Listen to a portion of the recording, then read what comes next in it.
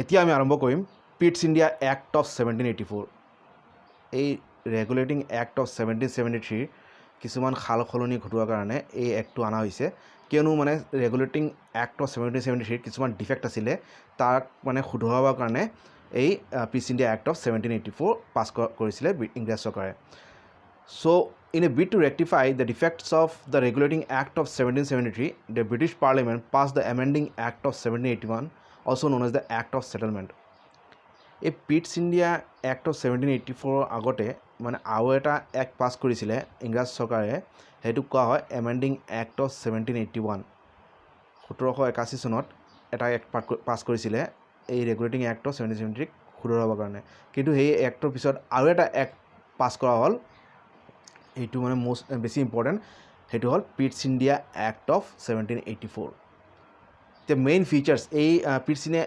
Act of 1784ত main features কি আছিলে গুৰুত্বপূৰ্ণ কি মানে হেৰি আছিলে পইণ্টছ আছিলে সেইবিলাক আলোচনা কৰোঁ It distinguishes between the commercial and political functions of the company এই পিটছ ইণ্ডিয়া এক্ট অফ 1784 মানে যিটো ৰেগুলেটিং এক্ট অফ 1773 মানে ইংৰাজ যিটো ইষ্ট ইণ্ডিয়া কোম্পানীৰ বাণিজ্যিক ফাংচন কি হ'ব কাৰ্যকলাপ কি হ'ব বা ৰাজনৈতিক কাৰ্যকলাপ কি হ'ব তাৰ মাজত কোনো পাৰ্থক্য দিয়া নাছিলে কিন্তু এই পিটছ ইণ্ডিয়া এক্ট অফ 1784 তাৰ মাজত মানে যিটো বাণিজ্যিক বা কমাৰ্চিয়েল ফাংচন আৰু যিটো ৰাজনৈতিক ফাংচন ইষ্ট ইণ্ডিয়া কোম্পানীৰ মাজত তাক মানে সুকীয়াকৈ উল্লেখ কৰিছে বা পৃথক কৰি দিছে It allowed the court of directors to manage the commercial affairs but created a new body called Board of Control to manage the political affairs. এতিয়া যেহেতু মানে বাণিজ্যিক আৰু ৰাজনৈতিক কাৰ্যকলাপ পৃথক কৰি দিলে তেতিয়াহ'লে মানে এটা কোৰ্ট অফ ডাইৰেক্টৰ্ছ নিযুক্তি কৰিলে যিটোৱে মানে ইষ্ট ইণ্ডিয়া কোম্পানীৰ যিটো বাণিজ্যিক কাৰ্যকলাপ ভাৰতত সেইখিনি মানে চম্ভালিব আৰু এটা বৰ্ড ক্ৰিয়েট কৰিলে সেইটো কি কোৱা হ'ল বৰ্ড অফ কণ্ট্ৰল ই কি কৰিব বৰ্ড অফ কণ্ট্ৰলে যিটো ৰাজনৈতিক কাৰ্যকলাপ আছিলে ইষ্ট ইণ্ডিয়া কোম্পানীৰ সেইখিনি চম্ভালিব Thus, it established a system of double government. So, এইটো এটা কোৱেশ্যন আহিব পাৰে প্ৰথম কেতিয়া মানে double government dual system government establish কৰা হ'ল এইটো হ'ল Pitt's India Act of 1784 It established a system of double government. It empowered the Board of Control to supervise and direct all operations of the civil and military government or revenues of the British possessions in India. আৰু যিটো board of control যিটো নিযুক্তি কৰা হৈছিলে east India কোম্পানীৰ মানে ৰাজনৈতিক কাৰ্যকলাপ চম্ভালিবলৈ সেইটোক মানে কি পাৱাৰ দিয়া হ'ল অধিকাৰ দিয়া হ'ল ছুপাৰভাইজ কৰিব direct all operation of the civil and military সামৰিক আৰু যিটো অসামৰিক চিভিল আৰু মিলিটাৰী সামৰিক যিটো কাৰ্যকলাপ বা যিটো ৰাজহ বিষয়ৰ যিবিলাক মানে চৰকাৰৰ যিবিলাক কাৰ্যকলাপ এই কাৰ্যকলাপবিলাক কোনে চম্ভালিব বৰ্ড অফ কণ্ট্ৰলে চম্ভালিব Thus, the act was significant for two reasons. এই যিটো পিটছ ইণ্ডিয়া এক্ট যিটো তাৰ মহত্ব মানে দুটা কাৰণত তাৰ ইম্পৰ্টেঞ্চটো আহি যায় সেইটো হ'ল first the company's territories in India were for the first time call the British possessions in India প্ৰথমবাৰৰ বাবে মানে কি হ'ল যিটো ইংৰাজসকল বা ইষ্ট ইণ্ডিয়া কোম্পানীৰ যিবিলাক মানে ইলাকা আছিলে বা টেৰিটৰি আছিলে য'ত মানে ইষ্ট ইণ্ডিয়া কোম্পানীৰ যিটো দখল আছিলে সেইখিনিক এতিয়া কি কোৱা হ'ল এই এক্টৰ পিছত ব্ৰিটিছ পজিশ্যনছ ইন ইণ্ডিয়া মানে ইংৰাজৰ পজিশ্যন মানে ইংৰাজৰ এইবিলাক অন্তৰ্ভুক্ত ভূমি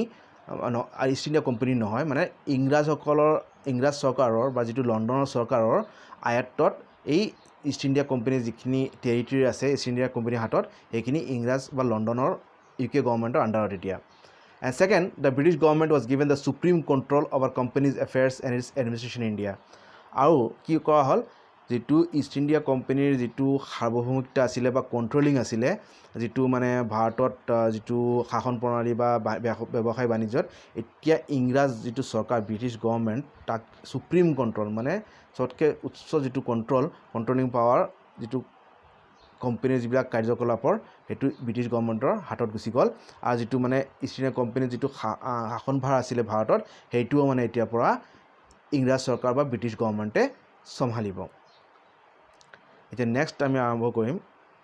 আলোচনা কৰিম charter act of 1833 This act was a final step towards centralization in British India. এই চাৰ্টাৰ এক্ট অফ 1830 মানে 1833 কি বুলি কোৱা হয় ফাইনেল ষ্টেপ মানে অন্তিম যিটো পদক্ষেপ আছিলে ক্ষমতাৰ যিটো কেন্দ্ৰীকৰণ ভাৰতত সেইটো মানে চাৰ্টাৰ এক্ট অফ 1833 পিছত মানে ক্ষমতাৰ একদম কেন্দ্ৰীকৰণ কৰা হ'ল মানে এইটোৱে ফাইনেল ষ্টেপ আছিলে the features of the act ইয়াৰ বৈশিষ্ট্য কি আছিলে চাৰ্টাৰ এক্ট অফ 1833 এইটো আলোচনা কৰোঁ It made the Governor-General of Bengal as the Governor-General of India and vested in him all civil and military powers. এই যে আমি পঢ়িছিলোঁ ৰেগুলেটিং এক্ট অফ 1773 য'ত আপোনাৰ গভৰ্ণৰ জেনেৰেল অফ বেংগল বনাই দিছিলে কিন্তু এই চাৰ্টাৰ এক্ট অফ 1830 পিছত মানে গভৰ্ণৰ জেনেৰেল অফ বেংগলক কি বুলি কোৱা হ'ল গভৰ্ণৰ জেনেৰেল অফ ইণ্ডিয়া বনাই দিলে and vested in him all civil and military powers আৰু যিমানখিনি অসামৰিক বা সামৰিক যিখিনি ক্ষমতা এই গভৰ্ণৰ জেনেৰেল অফ ইণ্ডিয়াক দি দিলে মানে গভৰ্ণৰ জেনেৰেল অফ বেংগলে আছিলে কিন্তু তেওঁক গভৰ্ণৰ জেনেৰেল অফ ইণ্ডিয়া পদবী দিয়া হ'ল আৰু গোটেইখিনি যিবিলাক সামৰিক বা অসামৰিক ক্ষমতা আছিলে এই গভৰ্ণৰ জেনেৰেল অফ ইণ্ডিয়াৰ হাতত দিয়া হ'ল Thus, the act created for the first time a government of India having authority over the entire territorial area possessed by the British in India. আৰু ইয়াৰ পিছত চাৰ্টাৰ এক্ট অফ 1833 মানে ক্ষমতাৰ যিটো আমি কেন্দ্ৰীকৰণ যদি কৈছিলোঁ সেইটো মানে এইটোৱে মানে সূচাইছে যে যিটো গভৰ্ণৰ জেনেৰেল অফ ইণ্ডিয়া কৰা হ'ল মানে এই গভৰ্ণৰ জেনেৰেল অফ ইণ্ডিয়াৰ হাতত মানে গোটেই যিখিনি ইষ্ট ইণ্ডিয়া কোম্পানীৰ হাতত যিমানখিনি টেৰিটৰী বা ক্ষেত্ৰ আছিলে সেই ক্ষেত্ৰ গোটেইখিনি অধিকাৰ মানে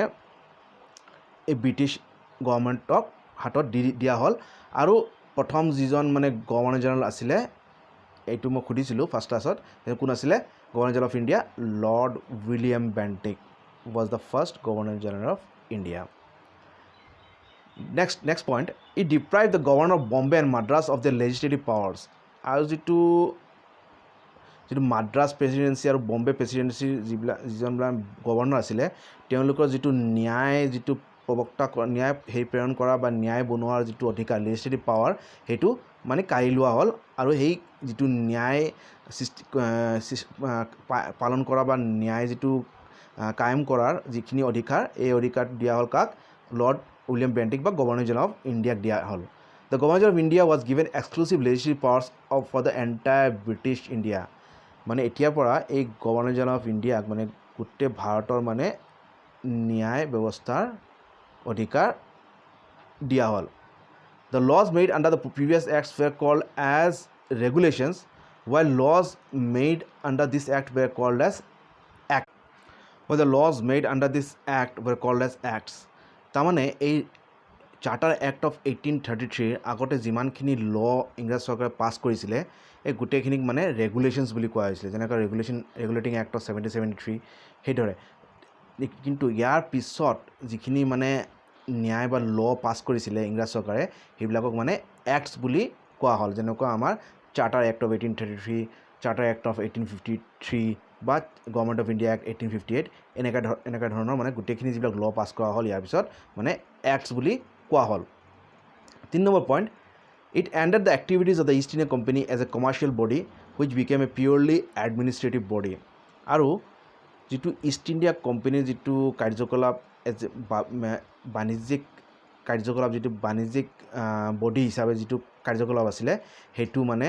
শেষ হ'ল এই এক্টৰ পিছত এতিয়া মানে ইষ্ট ইণ্ডিয়া কোম্পানী এটা মানে শাসনভাৰ চম্ভালাৰ এটা বডি হৈ গ'ল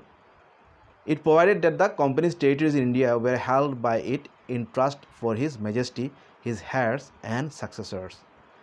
আৰু এতিয়াৰ পৰা এইটো জনা গ'ল যে যিখিনি টেৰিটৰি যিখিনি ক্ষেত্ৰ বা যিখিনি অঞ্চল ইষ্ট ইণ্ডিয়া কোম্পানীৰ হাতত আছিলে ভাৰতত সেইখিনি অঞ্চল এতিয়াৰ পৰা মানে ইন ট্ৰাষ্ট ফৰ হিজ মেজেষ্টি যিটো ইংলেণ্ডত যিজন ৰজা আছিলে তেওঁৰ মানে ট্ৰাষ্ট তেওঁৰ সেই সম্পত্তি পৈতৃক সম্পত্তি হিচাপে মানে ইষ্ট ইণ্ডিয়া কোম্পানীয়ে সেইখিনি এই অঞ্চলখিনি মানে শাসনভাৰ চম্ভালিব এই ৰজাৰ পৈতৃক সম্পত্তি বা তেওঁৰ যিজন মানে নেক্সট যিজন সেই উত্তৰাধিকাৰী আহিব বা তেওঁৰ বংশৱলী যি হ'ব তেওঁলোকসকলৰে মানে ইংৰাজৰ ৰাজ পৰিয়ালৰে এইবিলাক মানে পৈতৃক সম্পত্তি আৰু সেই হিচাপে ইষ্ট ইণ্ডিয়া কোম্পানীয়ে ভাৰতৰ এলেকা বা ক্ষেত্ৰ অঞ্চলখিনি মানে চম্ভালিব লাগিব The Charter Act of 1833 attempted to introduce a system of open competition for selection of civil servants. এইটো এটা ডাঙৰ এটা পদক্ষেপ ল'লে ইংৰাজ চৰকাৰে ইয়াৰ পিছত যে চাৰ্টাৰ এক্ট অফ 1833 পিছত মানে এটা মুকলি এটা যিটো মানে কম্পিটিশ্যন যিটো চিভিল সাৰ্ভিস যিটো অসামৰিক যিটো মানে প্ৰশাসনিক যিটো বিষয়া বিউৰোক্ৰেসি সেইবিলাক সিলেকশ্যন কৰা যিটো পৰীক্ষা সেইটো মানে ভাৰতীয় মানুহৰ কাৰণে বা যিটো আমাৰ যেনেকুৱা IAS ACS যিবিলাক পৰীক্ষা এইখন ইংৰাজসকলৰ আণ্ডাৰত যিবিলাক চিভিল সাৰ্ভেণ্টছ বা চিভিল সাৰ্ভিস যিবিলাক পৰীক্ষা আছিলে সেইবিলাক মানে প্ৰথমবাৰৰ বাবে মানে মুকলিয়াই দিছিলে মানে সবৰ কাৰণে মানে আৰু কৈছিলে যে ইণ্ডিয়ান শুড নট বি ডিবাৰ্ড মানে ভাৰতীয় মানুহক মানে এই চিভিল সাৰ্ভিস পৰীক্ষা দিয়াত বা তাৰ চাকৰি কৰাত কোনোৱে মানে বাধা দিব নোৱাৰে আৰু মানে এই ইষ্ট ইণ্ডিয়া কোম্পানীৰ আণ্ডাৰত মানে কোনেও মানে ভাৰতীয় যিবিলাক মূলৰ মানুহ আছে হেতক মানে চিভিল সাৰ্ভেণ্টছ হ'বলৈ বাধা দিব নোৱাৰে কিন্তু এই যিটো প্ৰভিজন আছিলে এইটো পিছত বাদ দিয়া হ'ল কিয়নো ইয়াৰ বিৰুদ্ধে যিটো কোৰ্ট অফ ডাইৰেক্টৰ আছিলে তেওঁলোকে বিৰোধিতা কৰিছিলে তেওঁলোকৰ মতে ভাৰতীয় মূলৰ মানুহক মানে প্ৰশাসনিক বিষয়া বা প্ৰশাসনিক চাকৰিত নিযুক্তি কৰিব নালাগে এতিয়া আমি আলোচনা কৰিম charter act of 1853 This was the last of the series of charter acts passed by the British Parliament between 1793 and 1853 ইংৰাজ ব্ৰিটিছ পাৰ্লিমেণ্টে চাৰ্টাৰ এক্ট যিবিলাক 1793 চনৰ পৰা 1853 মানে 1793 পৰা 1853 মানে যিমানখিনি চাৰ্টাৰ এক্ট পাছ কৰিছিলে এই চাৰ্টাৰ এক্ট অফ 1853 মানে অন্তিম আছিলে it was a significant constitutional landmark আৰু ইংৰাজসকলৰ যিটো কনষ্টিটিউশ্যন সাংবিধানিক যিটো ব্যৱস্থা তাৰ মানে এটা সিগনিফিকেণ্ট মানে অতি গুৰুত্বপূৰ্ণ এটা অধ্যায় বুলি জনা যায় এই চাৰ্টাৰ এক্ট অফ 1853 এতিয়া এই এক্টত কি আছে আলোচনা কৰোঁ আহক It separated for the first time the legislative and executive functions of the Governor-General's Council.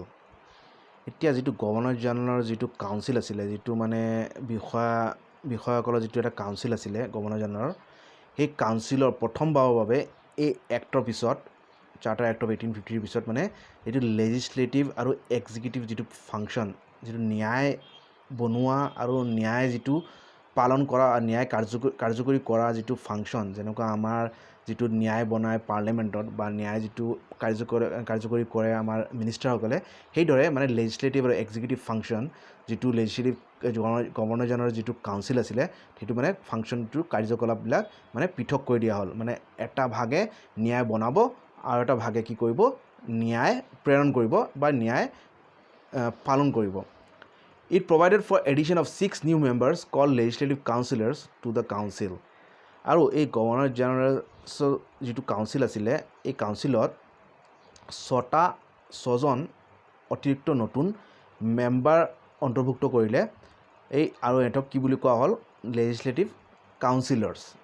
In other words, it established a separate Governor-General's Legislative Council which came to be known as the Indian Central Legislative Council. তাৰমানে এই 6জন মানুহ নিযুক্তি কৰি অন্তৰ্ভুক্ত কৰি governor general কাউন্সিলত এই কি বুলি হেতক কোৱা হ'ল লেজিসলেটিভ কাউন্সিলৰ্ছ আৰু তাৰমানে কি কোৱা হ'ল এটা সেপাৰেট মানে গভৰ্ণৰ জেনেৰেলৰ এটা লেজিসলেটিভ কাউন্সিল বুলি এটা সেপাৰেট এটা অংগ বা এটা বিভাগ সৃষ্টি কৰিলে আৰু এই বিভাগটোক কালক্ৰমে কি বুলি জনা গ'ল ইণ্ডিয়ান চেণ্ট্ৰেল লেজিসলেটিভ কাউন্সিল যেনেকুৱা আমাৰ ইণ্ডিয়ান পাৰ্লিমেণ্ট তেনেকুৱা এই এক্টৰ পিছত ব্ৰিটিছ গভৰ্ণমেণ্টে এটা গভৰ্ণৰ জেনেৰেল এটা ইণ্ডিয়ান চেণ্ট্ৰেল লেজিসলেটিভ কাউন্সিল সৃষ্টি কৰিলে যিটোৱে মানে গোটেই ভাৰতত যিখিনি অঞ্চলত ইংৰাজসকলৰ মানে অধিকাৰ আছিলে তাতে মানে ন্যায় প্ৰেৰণ কৰিব বা ন্যায় বনাব This legislative wing of the council functioned as a mini parliament আৰু এই যেনেকুৱা আমাৰ পাৰ্লিমেণ্ট যিটো আমাৰ এইটো সংসদ আছে যেনেকুৱা আমাৰ ৰাজ্যসভা বা লোকসভা তেনেকুৱা মানে এই ইণ্ডিয়ান চেণ্ট্ৰেল লেজিসলেটিভ কাউন্সিলটো মানে ইংৰাজসকলৰ সময়ত এইটো এটা মিনি পাৰ্লিমেণ্ট হিচাপে কাম কৰিলে বা তাৰ কাৰ্যকলাপটো মিনি পাৰ্লিমেণ্ট হিচাপে আছিলে আৰু তাৰ যিটো কাৰ্যকলাপ আছিলে এইটো আছিলে সেম মানে ব্ৰিটিছ পাৰ্লিমেণ্টৰ নিচিনা এইটো পাৰ্লিমেণ্টে কাম কৰিছিলে Thus, legislation for the first time was treated as a special function of the government, requiring special machinery and special process. আৰু এই চাৰ্টাৰ এক্ট অফ 1853 পিছত এতিয়া প্ৰথমবাৰৰ বাবে যিটো ন্যায় বনোৱা এইটো মানে এটা স্পেচিয়েল চৰকাৰৰ এটা মানে স্পেচিয়েল ফাংচন বা অধিকাৰ বা কাৰ্য হিচাপে স্বীকৃতি দিয়া হ'ল আৰু তাৰ কাৰণে মানে স্পেচিয়েল মেচিনাৰী যেনে স্পেচিয়েল মানুহ বা যিখিনি ন্যায় বা নিয়ম ৰুল ৰেগুলেশ্যন লাগিব আৰু তাৰ কাৰণে স্পেচিয়েল নীতি নিয়ম লাগিব তাৰমানে যেনেকুৱা আমাৰ পাৰ্লিমেণ্ট যেনেকুৱা স্পেচিয়েল প্ৰচেছ বা স্পেচিয়েল নিয়মত চলে তেনেকুৱা ইণ্ডিয়ান যিটো চেণ্ট্ৰেল লেজিছলেটিভ কাউন্সিল আছিলে সেই সময়ত সেইটোও মানে স্পেচিয়েল ৰুল ৰেগুলেশ্যনত মানে এইটো চলিছিলে It introduced an open competition system of selection and recruitment of civil servants আৰু 2 নম্বৰ কি হ'ল যিটো চাৰ্টাৰ এক্ট অফ যিটো 1833 আছিলে সেইটো যিটো মানে চিভিল ছাৰ্ভিচ বা যিটো সামৰিক সেৱা অসামৰিক যিটো মানে সেৱা যিটো চিভিল ছাৰ্ভিচ সেইটো যি মানুহৰ সাধাৰণ ভাৰতৰ জনগণৰ বাবে মুকলি কৰি দিয়া যিটো প্ৰস্তাৱ দিছিলে সেইটো কোৰ্ট অফ ডাইৰেক্টৰ্ছে অপ'জ কৰিছিলে কিন্তু এইটো চাৰ্টাৰ এক্ট অফ 1853 কি কৰিলে মানে এই সামৰিক যিটো চিভিল ছাৰ্ভিচেছ যিটো সেৱাৰ কাৰণে অপেন মানে কম্পিটিশ্যন ছিষ্টেম মানে মুকলি কম্পিটিশ্যন ছিষ্টেম আৰম্ভ কৰিলে আৰু মানে সাধাৰণ মানুহৰ কাৰণে মুকলি সাধাৰণ ভাৰতীয় মানুহৰ কাৰণে এইটো মুকলিয়াই দিলে Accordingly, the Macaulay Committee, the Committee on Indian Civil Service was appointed in 1854 আৰু এটা কমিটি বনালে এই কমিটিৰ নামটো হ'ল লৰ্ড মেকাউলে আণ্ডাৰ মেকাউলে কমিটি যাতে মানে ভাৰতৰ যিটো চিভিল ছাৰ্ভিচ যিটো অসামৰিক সেৱা তাৰ কাৰণে তাৰ নিযুক্তি বা পৰীক্ষাৰ কাৰণে এই কমিটি বনালে কেতিয়া বনালে 1854 এইটো প্ৰশ্ন আহিব পাৰে পৰীক্ষাত when was the Macaulay Committee of Indian Civil Service appointed and by which act it is Charter Act of 1853 and appointed on 1854 মনত ৰাখিলে ভাল It extended the company's rule and allowed it to retain the possession of Indian territories on trust for the British Crown আৰু যিটো কোম্পানীৰ যিটো east India কোম্পানীৰ যিটো rule আছিলে শাসন আছিলে সেইটো মানে আৰু এক্সটেণ্ড কৰিলে আৰু তাৰ ম্যাদটো বঢ়াই দিলে আৰু যিটো আৰু ইষ্ট ইণ্ডিয়া কোম্পানীক যিটো মানে ইণ্ডিয়ান যিখিনি ভাৰতৰ যিখিনি ক্ষেত্ৰ আছিলে বা ভূমি আছিলে সেইখিনিত ইষ্ট ইণ্ডিয়া কোম্পানীক মানে অধিকাৰত দিলে মানে তাত শাসন ব্যৱস্থা চলাবৰ কাৰণে দিলে কিন্তু সেইটো on trust for the British crown মানে এইটো সিহঁতৰ ইষ্ট ইণ্ডিয়া কোম্পানীৰ সম্পদ হিচাপে নহয় বা এইটো এটা ব্ৰিটিছ ক্ৰাউনৰে সম্পদ হিচাপে ইষ্ট ইণ্ডিয়া কোম্পানীক তাৰ অধিকাৰ দিলে শাসন ব্যৱস্থাৰ অধিকাৰ দিলে But it did not specify any particular period unlike the previous charters. কিন্তু এই এক্টত মানে ইষ্ট ইণ্ডিয়া কোম্পানীক কিমান দিনৰ কাৰণে এই শাসনভাৰ ভাৰতৰ শাসনভাৰ দিব সেইটো কোনো উল্লেখ কৰি দিয়া নাই টাইম পিৰিয়ডটো উল্লেখ কৰি দিয়া নাই This was a clear indication that the company's rule could be terminated at any time the parliament liked. আৰু যিহেতু কোনো সময়সীমাৰ কাৰণে এই ম্যাদটো বঢ়াই দিয়া নাই ইষ্ট ইণ্ডিয়াৰ শাসনটো তাৰমানে এইটোৱে সূচালে যে এই ইষ্ট ইণ্ডিয়া শাসন বা কোম্পানীজ ৰুলটো ভাৰতত তেতিয়া